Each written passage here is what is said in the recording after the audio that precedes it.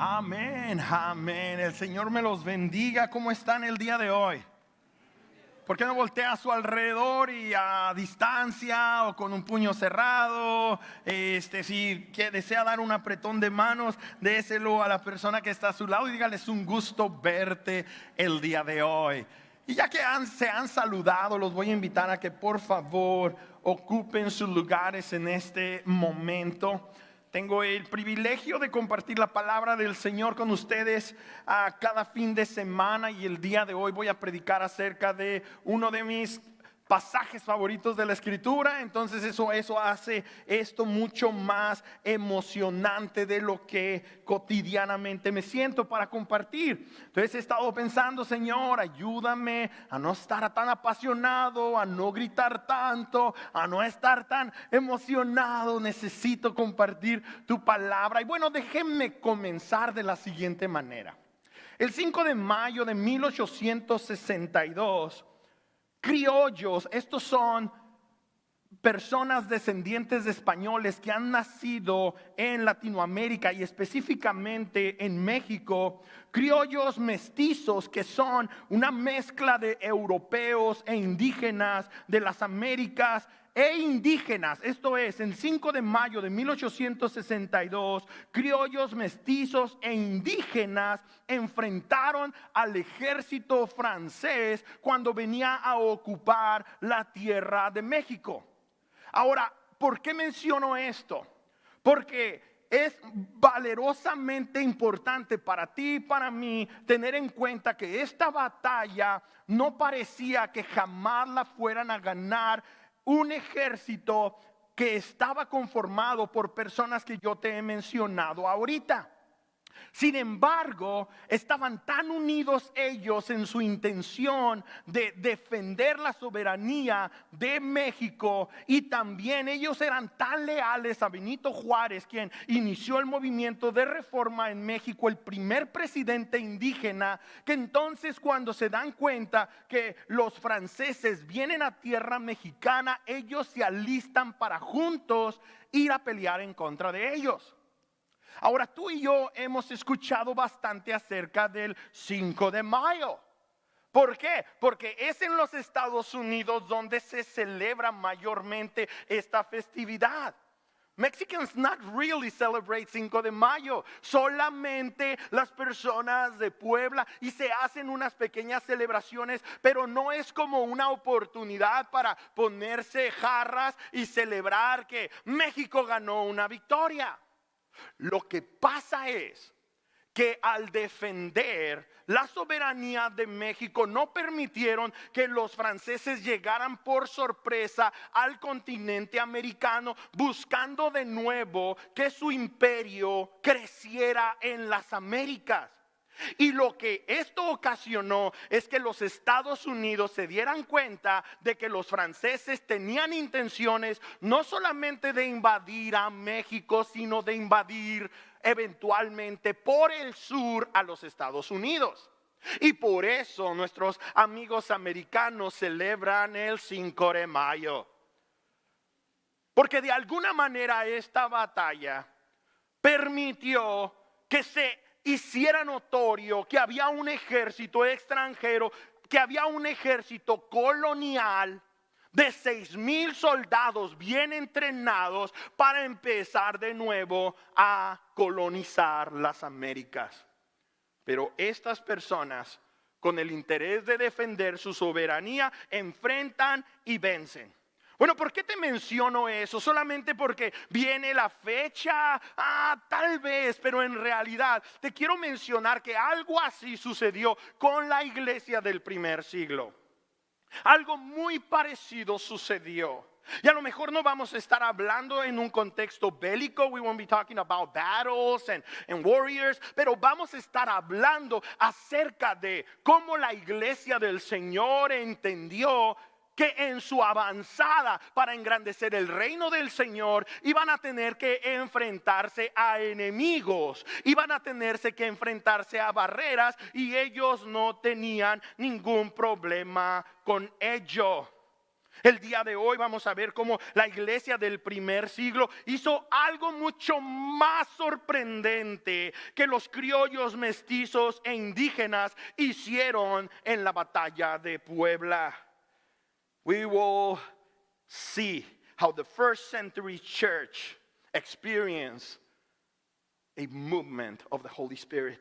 Vamos a ver cómo la iglesia del primer siglo experimentó un mover del Espíritu Santo. Y por eso el tema que el día de hoy te quiero compartir se titula precisamente así: los hechos del Espíritu. Y aunque hemos estado viendo esta serie basada en el libro de los Hechos de los Apóstoles, muchas personas, eruditos y teólogos dirán que un mejor nombre para este libro es los Hechos del Espíritu Santo a través de la iglesia.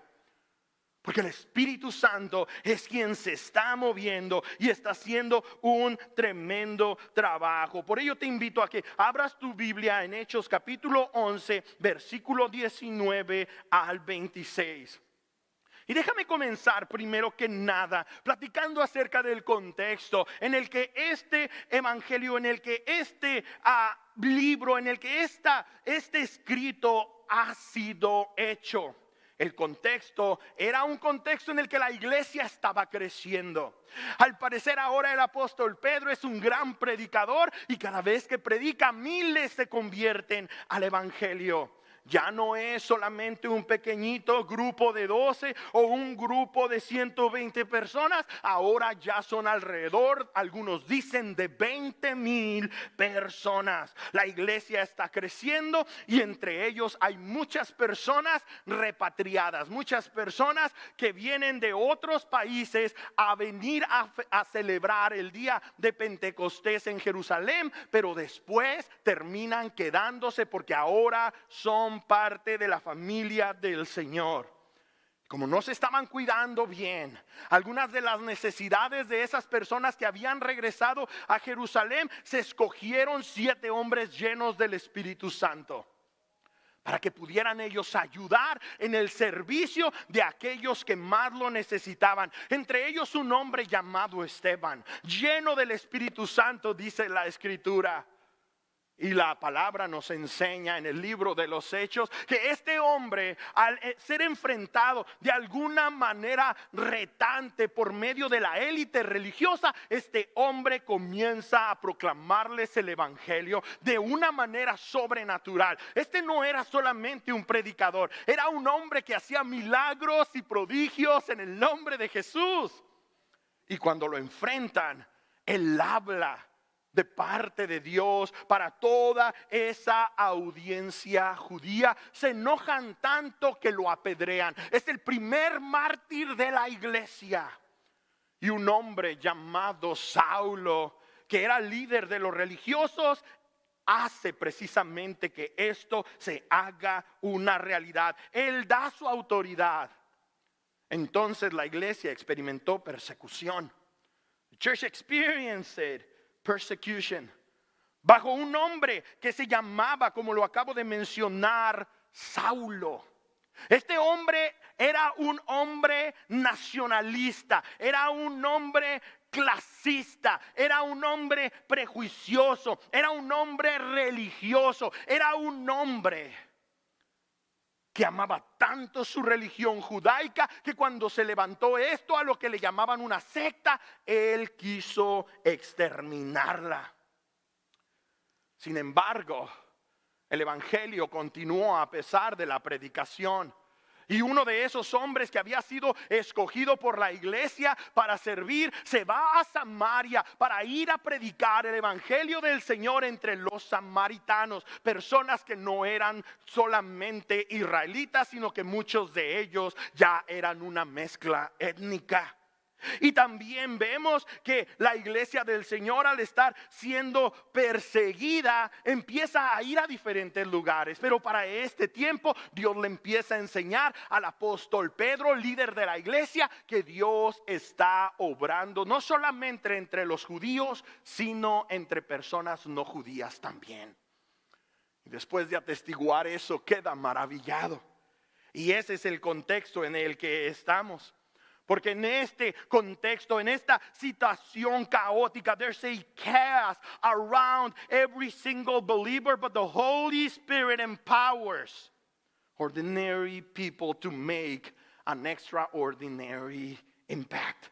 En medio de todo este caos, el Espíritu Santo empodera a gente ordinaria para hacer un impacto extraordinario. Di conmigo extraordinario. Algo extraordinario. Mira lo que dice el versículo 19. Los que se habían dispersado a causa de la persecución que se desató por el caso de Esteban, llegaron hasta Fenicia, Chipre y Antioquía, sin anunciar a nadie el mensaje excepto a los judíos. Entonces un grupo de personas sale de Jerusalén y empiezan a predicar el evangelio. ¡Qué gran bendición! Esto es algo muy especial, pero lo están haciendo solo a una audiencia judía. Es como si yo como mexicano al inmigrar a los Estados Unidos vengo aquí solamente a proclamar el evangelio entre puros mexicanos. No Salvadorians, no Americans, no, just to Mexicans. Pero cuando esta iglesia empieza a ser perseguida, se empiezan a ir a diferentes lugares. Unos van con esa tendencia a ir a predicar el evangelio a solo judíos. Y era algo bueno. The persecuted Jewish believers were spreading the gospel everywhere they went. But only among Jews. Solamente entre los judíos. Sin embargo, Dios está haciendo algo especial. Y en medio de su prejuicio, en medio de tal vez su racismo, en medio de su religiosidad, Dios está haciendo algo distinto, algo a lo que no estaban acostumbrados. Y el asunto es que detrás de todo esto Dios está trabajando, porque Él trabaja a través de los retos que experimentamos en la vida. God works through our challenges in life. Dios estaba trabajando en la iglesia del primer siglo. Y una cosa que podemos ver es que ellos estaban unidos en una misión. Quieren compartir el evangelio. No saben, no tienen toda la idea clara, pero quieren ir adelante en la misión que el Señor les ha dado. Certainly, they were sharing the gospel only among people like them, but they were doing it. Ellos lo estaban haciendo. En medio de la dificultad, habían sido personas perseguidas que tenían que salir de su hogar de origen sin mucho dinero, sin propiedades, sin trabajo. Estaban sufriendo a causa del evangelio. Y esto nos puede llevar a un buen principio que tenemos que considerar como creyentes en el Señor. Las dificultades son inevitables. No podemos sacarle la vuelta a las dificultades de la vida, pero el crecimiento espiritual es opcional. Nosotros entonces tenemos que optar si la circunstancia por la que estamos viviendo nos va a ayudar para crecer en el Señor o simplemente va a ser un reto para nuestra vida. Entonces tenemos que evaluar nuestra situación. What's going on in your life? If you have been challenged recently, you need to know that God wants to use that challenge to help you grow.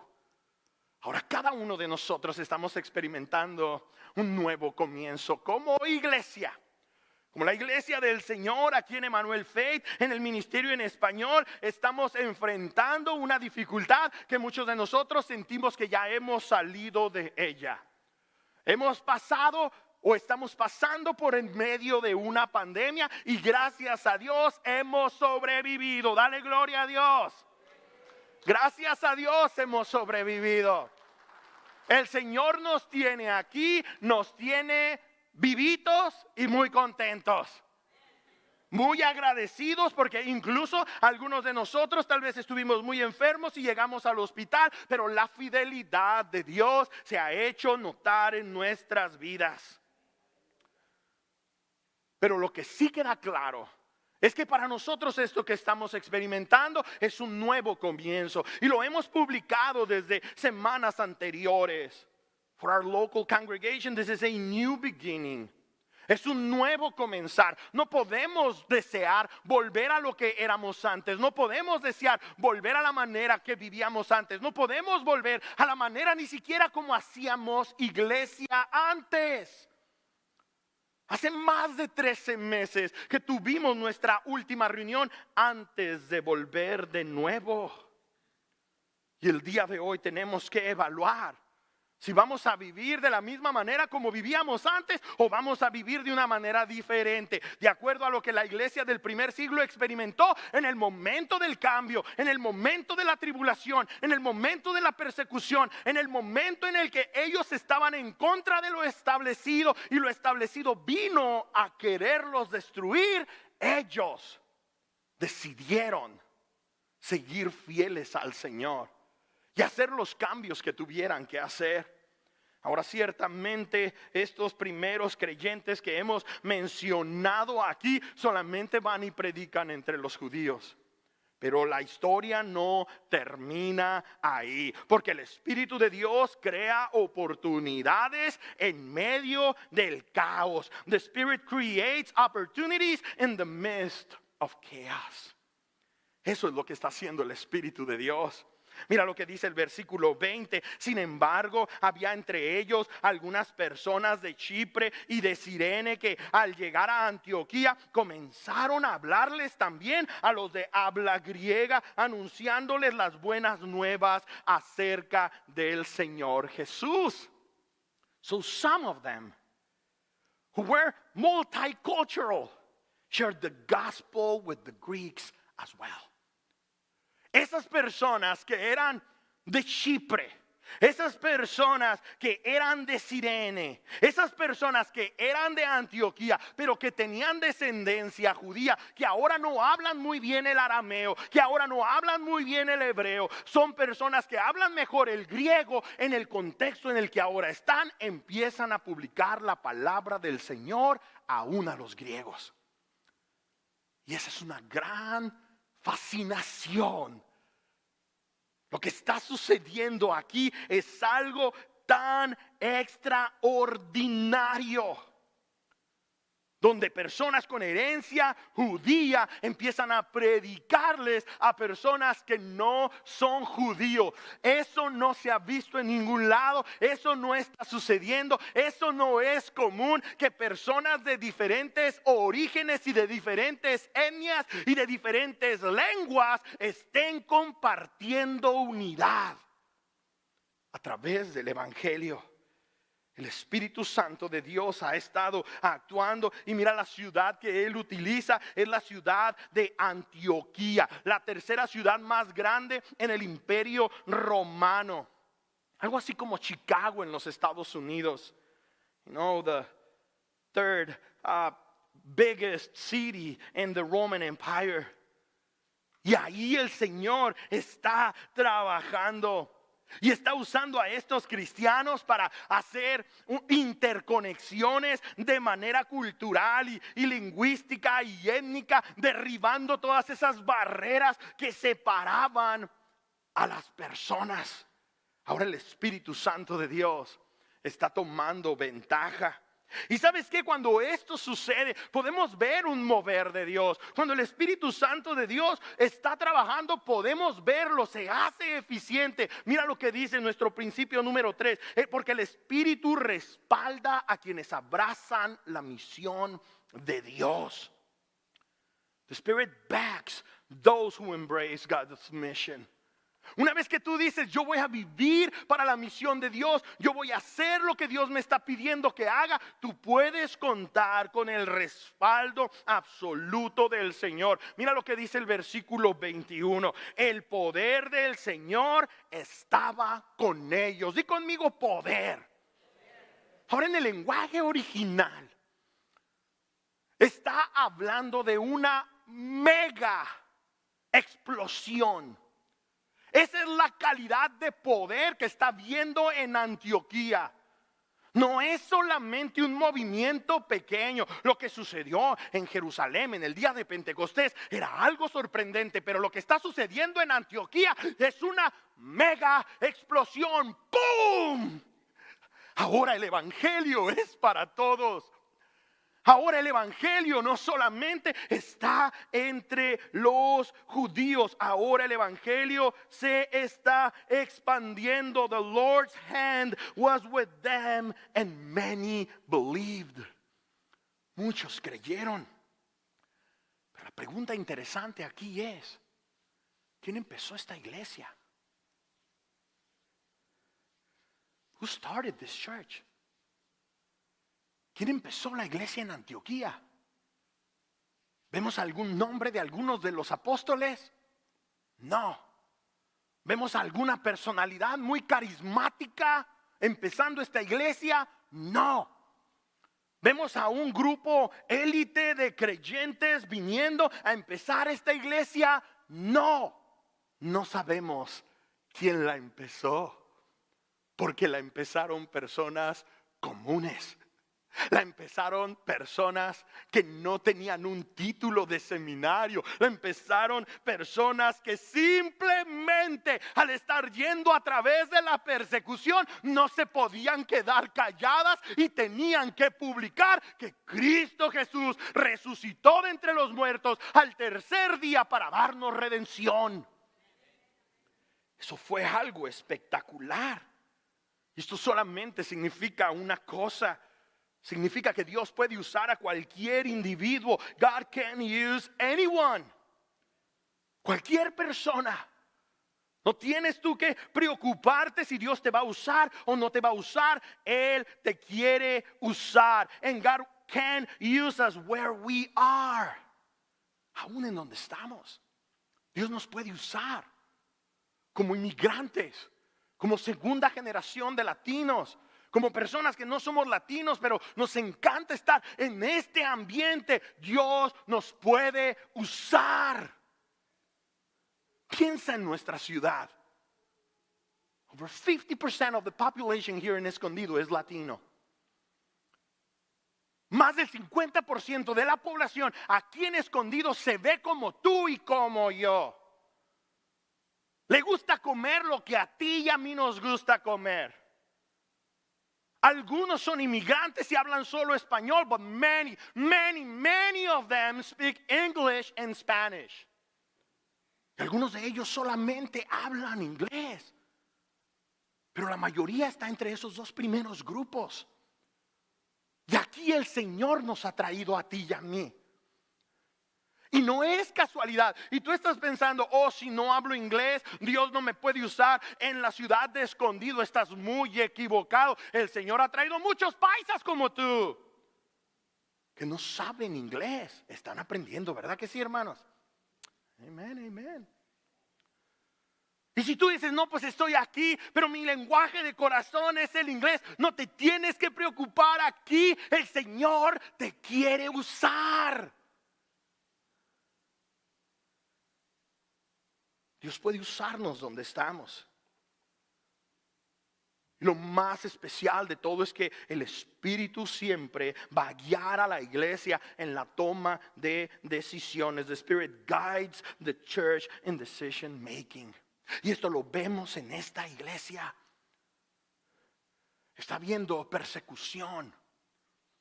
Y al parecer, esto es algo muy especial que necesitas notar. Al parecer solamente los que habían venido de otros lugares, de otros países a Jerusalén, son los que empiezan a ser perseguidos.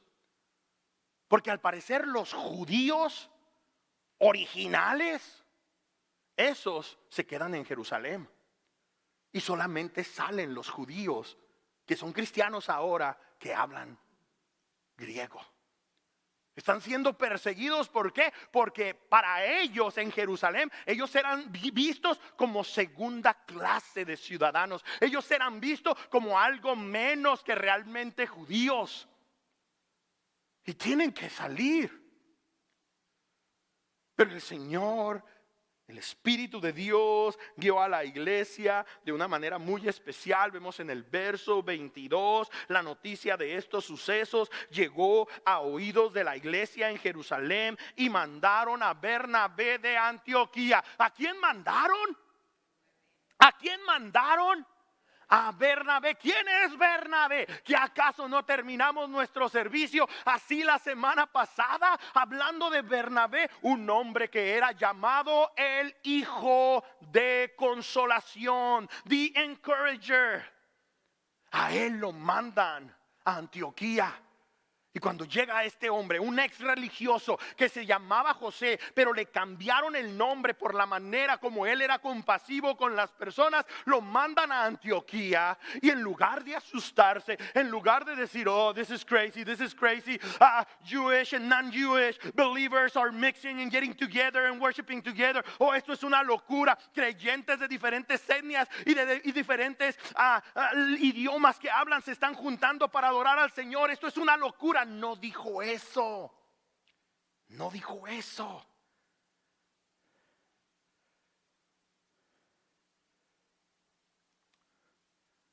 Este hombre llega y ve el panorama y se goza de una manera muy especial, porque el Espíritu equipa a la iglesia. El Espíritu equipa a los creyentes para servir de maneras específicas. Barnabas was well equipped to minister to the church in that precise moment. Bernabé estaba listo para ministrar a la iglesia en Antioquía. Su corazón estaba listo. Ya había entrenado en compasión. Ya era una persona que las personas decían, no, este no se llama José, este se llama compasivo. ¿Cuál es el apodo que tú tienes? Muchas veces tenemos apodos de acuerdo a nuestras acciones. El que habla mucho, el callado, el borracho, el chistoso. Bernabé le decían, el que sabe consolar. Y llega a esta situación y es lo que hace. Mira el versículo 23, dice, cuando él llegó y vio las evidencias de la gracia de Dios, se alegró y animó a todos a hacerse el firme propósito de permanecer fieles al Señor. He encouraged them to remain faithful to the Lord. Manténganse firmes. Es una locura ante los ojos del mundo, pero este es un milagro de parte de Dios, que griegos y judíos estén adorando al Señor en unidad. This is a miracle.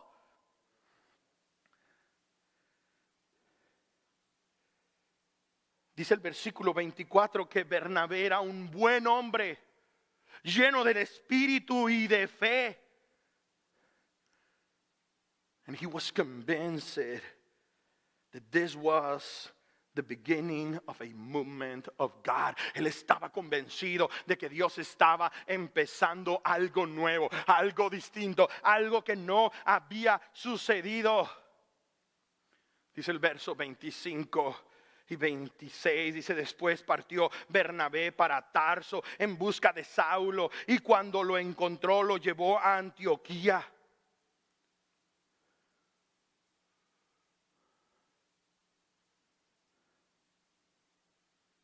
¿A quién llevó a Antioquía Bernabé? ¿Quién era Saulo? ¿Qué no acabamos de escuchar que este cuate andaba persiguiendo a la iglesia? ¿Qué no acabamos de escuchar que era un clasista, prejuicioso, racista, nacionalista?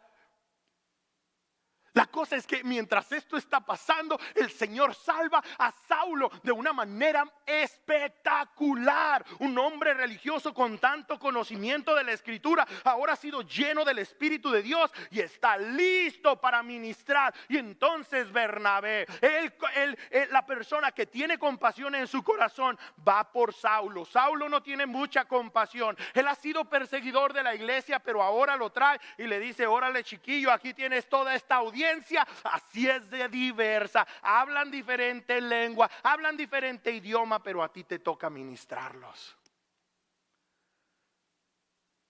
Entonces Saulo ahora está siendo usado por Dios para ministrar a lo que perseguía, para amar a lo que odiaba, para ver crecer lo que quería destruir. Ahora Dios está usando a este hombre de una manera muy espectacular.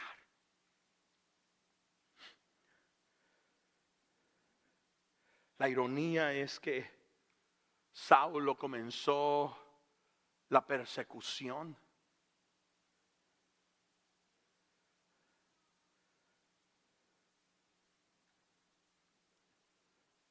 Y ahora él está enseñando a la iglesia del primer siglo una gran lección.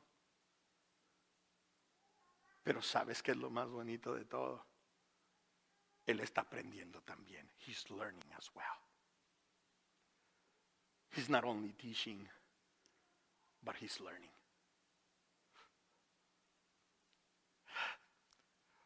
Su corazón está siendo transformado. Y ya no puede ser lo mismo.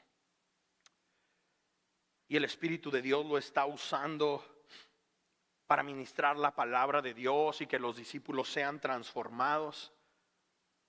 The Spirit is using Paul while he was teaching God's word. And people are being transformed. People are being changed. Mira lo que dice el versículo 26, la segunda parte. Durante todo un año se reunieron los dos. Esto es, aquel que era el hijo de consuelo, the son of encouragement. Y ahora Pablo, un hombre que anteriormente era perseguidor de la iglesia. Ahora están los dos unidos. Se reunieron los dos con la iglesia y enseñaron a mucha gente. Fue en Antioquía donde a los discípulos se les llamó cristianos por primera vez. Esta clase de unidad no es normal. Y ahora Pablo está aprendiendo una gran lección. Él no solamente está enseñando, por eso se siente tan confiado cuando inicia una de sus cartas más maravillosas, la carta del libro de Romanos, en donde él escribe y dice: porque no me avergüenzo del evangelio, porque es dinamita de Dios para la salvación de los judíos primeramente, pero también de los griegos. Él está aprendiendo durante todo este año. Paul is learning something. I'm not ashamed of the gospel. Eventually he says, for it's the power of God for the salvation of the Jewish people first, but also of the Greek. Y no me puedo avergonzar de ese evangelio, porque he estado un año en Antioquía aprendiendo la lección más grande de mi vida. No solamente perseguía a aquel que se entregó por mí, aquel que dio su vida por mí. No solamente perseguía, porque literalmente cuando es transformado, Jesús se le aparece a él. Se oye una voz del cielo que le dice: Saulo, Saulo, ¿por qué me persigues a mí? Tú piensas que estás persiguiendo a la iglesia, pero me estás persiguiendo a mí. ¿Por qué me persigues cuando yo he venido a dar mi vida por ti? El asunto es que no estaba persiguiendo solamente a Jesús, también estaba persiguiendo a la iglesia. Porque algo muy extraño estaba sucediendo con ese grupo de personas. El griego y el judío ahora estaban adorando juntos. Y bien curiosamente, porque Chipre está en África. Entonces muy probablemente hay africanos entre ellos también. Y los líderes de Antioquía son personas multiculturales y multilingüísticas. There's a little bit of everything in Antioch. They're speaking different languages. They come from different backgrounds. But they are all together worshiping the Lord Jesus Christ. And that's the reason why they call them Christians. Por eso los llamaron cristianos por primera vez. Estos cuates no tenían barrera el uno al otro. Mira, el capítulo termina de una manera bien sorprendente.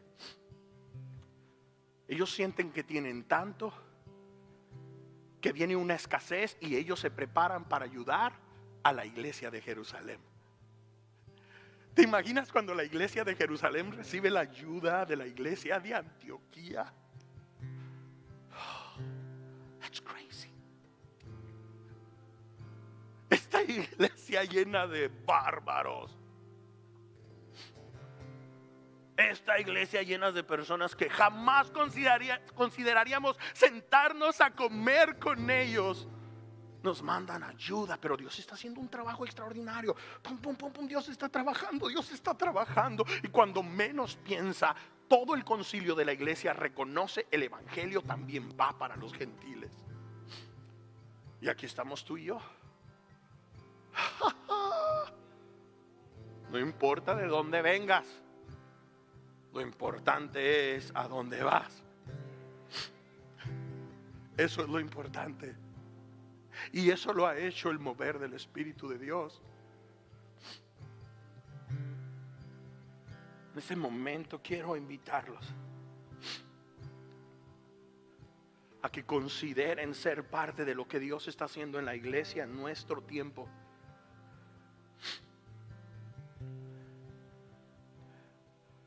Y quiero invitar a aquellos que dicen: yo no puedo volver a vivir mi cristianismo como lo vivía antes de la pandemia.